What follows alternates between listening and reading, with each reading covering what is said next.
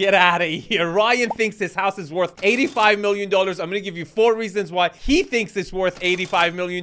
But wait, you didn't watch part 1. I give 3 reasons why it's extremely overpriced. So make sure to follow my channel. The number 1 reason why they think it's $85 million is because its location is AAA. Beverly Hills, north of Sunset. Doesn't get any better. The second reason is privacy. People in LA, the best buyers are typically, and the most wealthy, have something to do with media, and they like privacy. And this property absolutely nails it. Has a private driveway, private motor court, no one looks into your property. Excellent. The third reason is the grounds. Most of the properties in LA are Mac mansions. The developers have maxed out that freaking lot and built out to every single edge, leaving little side yard, backyard, front yard, everything to maximize their profit. This property is completely opposite of that, and this could be very good for a particular demographic I'm going to talk at the end of the video. The last reason is that it's a 1-story home. Now you're thinking, Arvin, why is that even a plus? Well, the best demographic that could potentially buy this house, and the richest ones, are baby boomers. They're the richest demographic. And guess what? They're aging. In later years in their life, they're going to have a difficult time walking. Maybe they will be wheelchair bound. So guess what? They would want a 1-story home that feels like a resort or a park that they can spend the last years of their life. And guess what?